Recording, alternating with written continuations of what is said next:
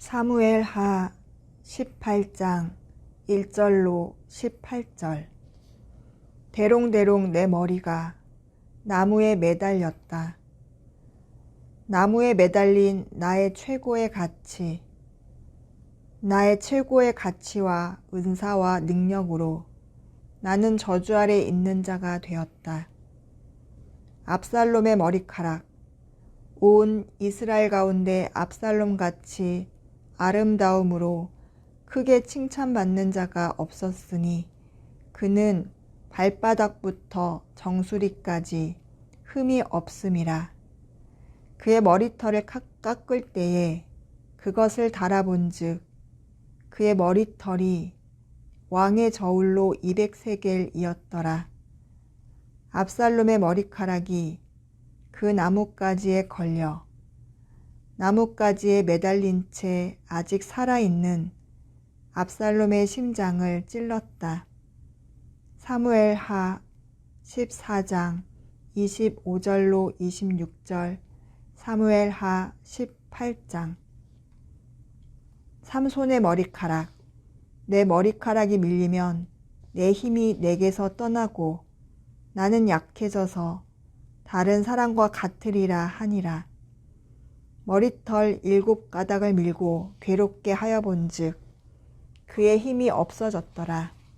그를 붙잡아 그의 눈을 빼고 끌고 내려가 놋줄로 매고 그에게 옥에서 맷돌을 돌리게 하였더라.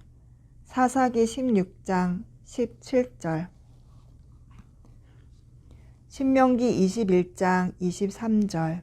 그 시체를 나무 위에 밤새도록 두지 말고 그날에 장사하여 내 하나님 여호와께서 너에게 기업으로 주시는 땅을 더럽히지 말라.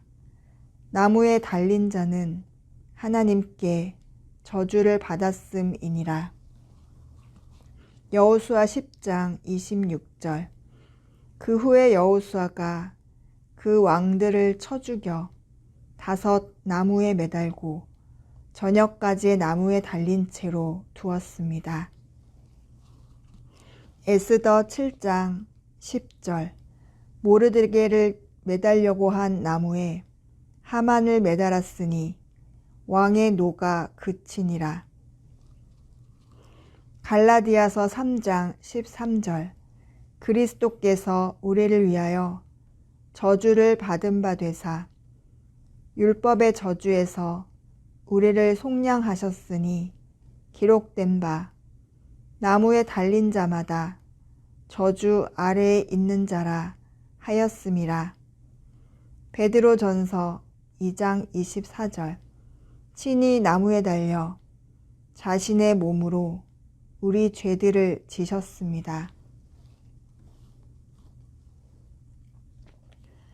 압살롬이 나무에 지금 매달려 있습니다. 무엇 때문에 나무에 매달렸습니까? 그렇게 아름다운 머리카락입니다. 그 머리카락으로, 그 화려한 외모로 압살롬은 백성들을 움직여 심장을 빼앗고 결국 하나님이 주신 최고의 가치와 은사와 능력으로 나무에 매달리게 됩니다. 하나님이 주신 것을 악에 사용하였기 때문입니다. 내가 가진 은사, 지금 내가 가진 능력, 내가 가진 최고의 가치, 사람들이 부러워할 만한 나의 것, 나에게 주신 것이 선이 되어야 합니다. 그러나 악이 되었을 때 여러분과 저도 한순간 최고의 가치가 나무에 달리는 저주 아래 놓이게 됩니다. 최고의 가치가 악이 되었을 때 나는 지금 어디에 매달려 있어야 합니까? 이미 지나온 시간들을 보니 나는 지금 어디에 매달려 있어야 합니까? 그럼에도 불구하고 나는 이렇게 멀쩡하게 하나님 앞에 있습니다. 나무가 아닌 하나님 앞에 있습니다. 누구 때문입니까? 사무엘하 18장. 나무에 매달렸다. 나의 머리는 나무에 매달렸다. 시작합시다. 사무엘하 18장을 통해 하나님이 주신 최고의 가치, 능력, 은사, 재능, 달란트, 선물, 많은 것들이 어디에 쓰여 어떻게 사용되어 결국 하나님 앞에 서 있는지, 나무에 달려 저주 아래 놓여 있는지 보십시다. 준비되었습니까? 지금 장군들은 다윗을 말립니다.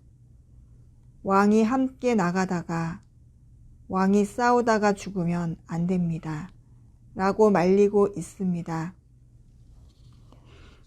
다윗, 이 싸움 전투 바로 전에 어떤 일이 있었습니까? 직접 나가서 이렇게 선봉에 서야 할 다윗이 나라가 태평해지자, 마음이 이제 느슨해지자, 게을러지자, 전투에 나가지 않고 어슬렁거리다가 지금 이 모양 이 꼴이 되지 않았습니까? 그때 저지른 실수, 다윗은 잊지 않습니다. 자신의 최악의 이력서, 지울 수 없는, 도저히 가릴 수 없는, 하나님이 다 드러내버린 이 죄악이 그때 있어야 할 자리에 있지 않으므로 겪어야 하는 고통들이 그의 기억에, 그의 몸에, 영과 육으로 처절하게 남아 있었던 것입니다. 오늘도 다윗은 전쟁에 나가지 않습니다. 보십시다. 다윗이 만약 이때 요압이 이렇게 말리는 이 선한 말에 다윗이 만약 나갔다면 어떻게 됐을까 생각해보는 시간이 됩니다.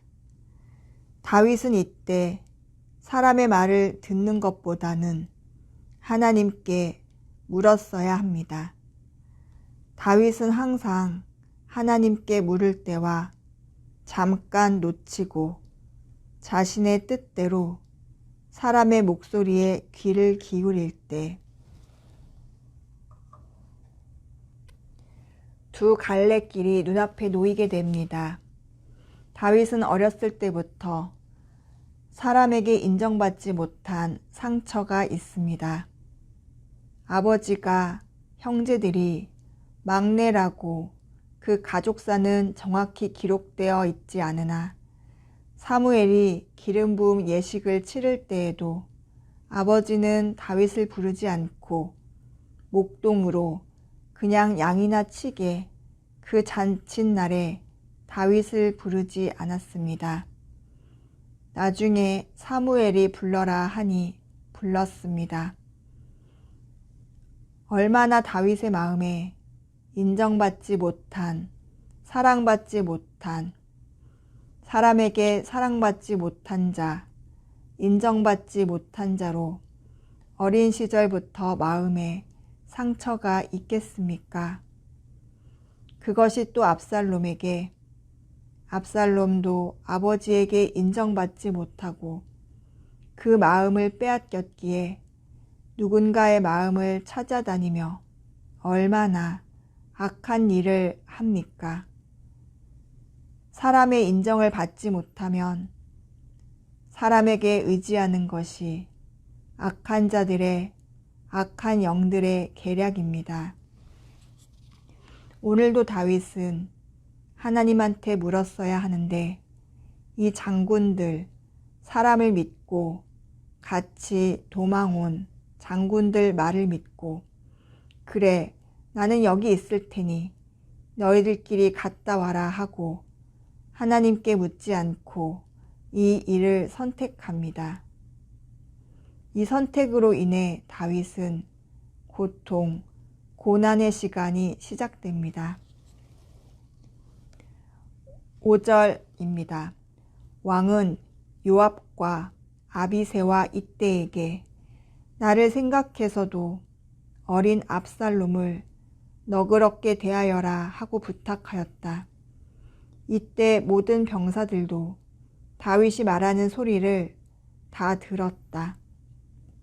즉 압살롬 자신의 아들, 자기를 죽이려고 하는 영모를 꾸민 아들, 그 아들을 죽이지 말아라 이 말입니다. 즉 다윗은 장군들에게도 말했고 거기에 있는 모든 병사들에게도 부탁을 하는 것입니다. 왕이 명령을 내리는 것입니다. 이 말을 다 들었습니다. 다 들리게 했습니다. 9절입니다. 압살롬은 전투 중에 다윗의 부하들과 마주치자 노새를 타고 도망하기 시작하였다. 그러나 가지가 무성한 큰 상수리 나무 아래로 노새가 지나갈 때 압살롬의 머리가 그 나뭇가지에 걸려 노새는 그냥 달아나고 그는 공중에 대롱대롱 매달렸다. 10절입니다. 이때 다윗의 부하 중 한 사람이 그것을 보고 요압에게 보고하였다. 압살롬이 상수리 나무에 매달려 있는 것을 보았습니다. 즉 머리카락, 그 아름다운 머리카락, 풍성한 그 당시 최고의 머리카락을 가진 그 압살롬의 머리카락이 나무에 매달려 있고 그것을 부하가 본 것입니다. 이 본 장면을 요압에게 보고합니다. 11절. 무엇이? 네가 그를 보았다고? 그렇다면 어째서 그를 당장 죽이지 않았느냐? 네가 만일 그를 죽였더라면 내가 너에게 상금으로 은화 10개를 주고 1계급 특진과 함께 훈장을 달아주었을 것이다. 요압을 지금 가만히 보십시오. 지금 요압은 어떤 사람입니까? 압살롬에게 앙심을 품었습니다. 왜? 수년 전에 다윗 사건 기억나십니까? 다윗의 큰 아들을 압살롬이 죽이고 피신해 있었을 때, 외할아버지 집에 가 있었을 때 이 요압 장군이 잘 말을 해서 데리고 와서 압살롬을 그 피신한 망명지에서 다시 성으로 데리고 온 자입니다. 그러나 그 기간이 길어지자 우리 압살롬이 요압에게 아버지 얼굴을 보게 해달라고 졸랐을 때 이 요압이 들은 척도 안 하니 요압의 밭에 불을 질러 요압을 만나고 요압, 왜 너는 나에게 이런 못된 짓을 하느냐 말했을 때 압살롬이 나는 당신에게 몇 번이나 아버지에게 데려가 달라고 했을 때 왜 안 데려다 줍니까? 하고 서로가 마음에 상처를 준 그 시간 기억나십니까? 요압은 이미 그때부터 압살롬을 마음에 두고 계획을 했던 것입니다. 방금 조금 전에 다윗이 모든 군사가 알아듣게 특히 요압, 아비새, 이때에게 말했습니다. 나를 생각해서라도 내 아들 압살롬을 죽이지 말고 너그럽게 대해라 라고 명령한 명령을 요압은 알고 있습니다. 그 부하들도 다 들었습니다. 다 들었기에 지금 부하 중 한 명은 압살롬이 상수리 나무에 머리카락이 매달려 그 몸이 달려 있어도 죽이지 않는 것입니다. 이렇게 보고하는 이 충심, 자신이 왕이 얘기한 그대로를 듣고 죽이지 않고 달려온 부하에게 말하는 것입니다. 왜 너는 안 죽였느냐? 네가 만일 그를 죽였더라면 내가 너에게 상금으로 은하 10개를 주고 1계급 특진과 함께 훈장을 달아주었을 것이다. 이렇게 자신의 사령관이 이렇게 말할 때 이 부하가 하는 말을 들어보십시오. 12절입니다. 나에게 은하 1000개를 준다고 해도 나는 그렇게 할 수 없습니다. 우리는 왕이 장군과 아비새와 이때에게 나를 생각해서도 어린 압살롬을 해하지 말라고 명령하는 소리를 들었습니다. 맞습니다. 이 부하는 왕의 명령을 지켰던 충신입니다. 요압과 이 부하가 얼마나 현저하게 같은 사건 앞에, 같은 상황 앞에 무엇을 선택합니까? 사람에게 사람과의 관계에서 배신을 하지 않으면 하나님도 배신하지 않고, 사람을 배신하고 사람의 관계에서 신뢰를 잊어버리면 하나님도 버립니다. 요압은 지금 왕이 다윗이 그렇게 애원한 마음과 명령과 신뢰를 깨버린 것입니다. 이것이 사단이 하는 마음을 훔쳐버린 자들의 언행입니다. 부하가 이렇게 다시 한번 압살롬의 죽음은 절대 안 됩니다. 왕이 명령했습니다. 요압에게 말을 했음에도 요압은 이미 건너지 말아야 할 강을 건넙니다. 14절 나는 더 이상 너와 시간을 허비하지 않겠다.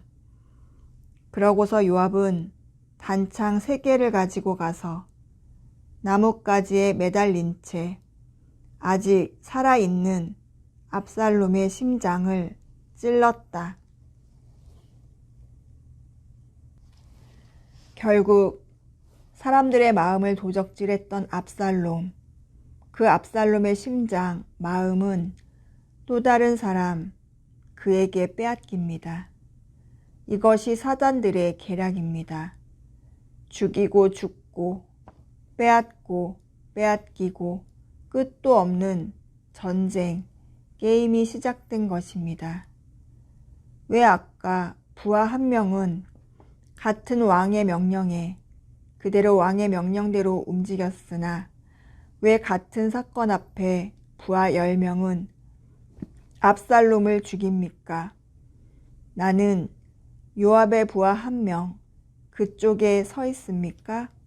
아니면 부하 10명 쪽에 서 있습니까? 내 심장이 누구의 것이냐에 따라 선택이 이렇게 달라집니다. 압살롬, 그는 그 아름다운 머리가 나무에 매달렸습니다. 그 아름다운 외모가 한순간에 나뭇가지에 걸려 매달렸습니다. 그리고 그 심장에 단창을 맞아 그렇게 죽었습니다. 여러분, 잘 생각해 보십시오.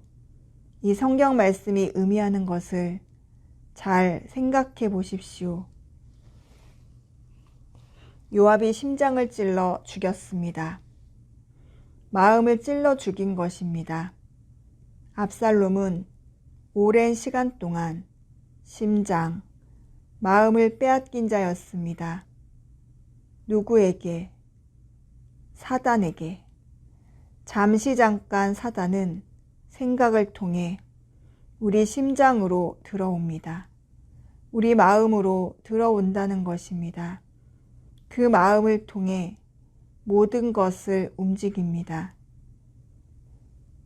여러분은, 저는, 저의 모든 동선, 언행, 즉 나의 모든 라이프, 나의 족적들이 어디서 조정된다고 생각하십니까? 내 머릿속에, 내 생각 속에, 내 뇌를 통해 마음으로 전달되고 결국 그 마음이 나를 움직이는 것입니다. 무엇이 내 안에 들어옵니까? 무엇이 내 심장을 빼앗아 갑니까? 무엇이 내 마음을 빼앗아 갑니까? 성령입니까? 악한 영입니까? 압살롬, 결국 사단이 들어온 마음 안에 자리 잡은 사단이 그 마음이 결국은 압살롬의 마음을 빼앗아 가고 누군가의 마음을 훔치게 하고 결국은 돌아와 그 마음이 더러운 마음, 추악한 마음, 분노의 마음, 요압의 분노가 다시 압살롬의 분노의 마음을 죽인 것입니다.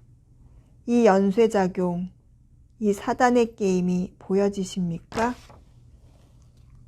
나만 죽지 않고 너만 죽지 않고 우리 모두 죽는다. 살리는 영이 아니라 죽이는 영. 즉, 내 심장 뺏어가면 다른 사람 심장을 뺏어와야 하고 뺏어온 그 심장으로 또 다른 뺏긴 자가 나를 또 죽이고 이것이 그들의 계략입니다. 내가 가진 은사, 내가 가진 최고의 가치, 능력, 실력, 하나님이 주신 것을 모르고 그것으로 다른 사람의 마음을 훔치고 내 마음이 뺏기고 교만에, 분노에, 거짓에, 가식에 사용합니까? 그 악에 쓰임받았습니까? 대롱대롱 내 머리가 내 것이 나무에 매달려 저주 아래 놓인 자가 되었습니까? 나무에 매달린 나의 최고의 가치, 은사, 능력, 재능, 실력, 저주 아래 있습니까? 있었습니까? 앞으로 있을 것입니까? 심장이, 마음이 어디에 있는지, 누가 잡고 있는지, 그로 인해 일어나는 이 모든 사건들을 다시 보며 나는 과연 지금 어디에 있는지 보아야 합니다. 집중해서 기도해 봅시다. 기도하겠습니다. 하나님, 감사합니다.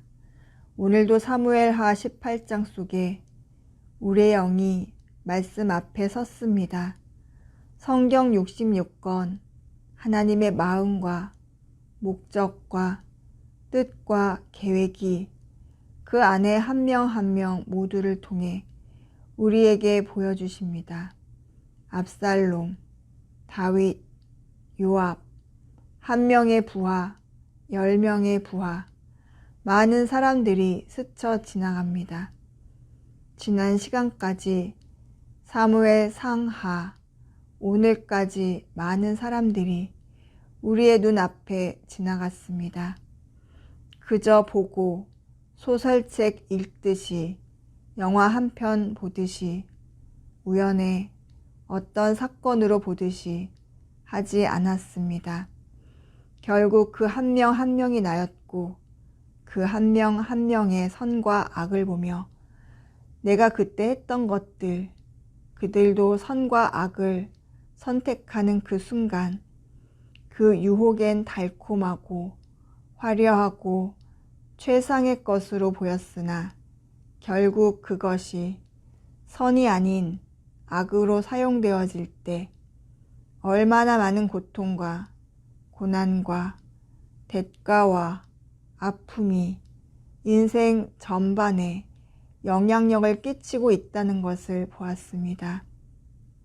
압살롬도 요압도 자신들의 상처로 그 상처를 메꾸기 위해 또 다른 피와 살을 찢어 내 안에 채우고 그 채움으로 인해 만족하지 못하고 거기에 또 다른 부패와 번식과 균이 나를 죽였음을 오늘 한번 나를 보았습니다.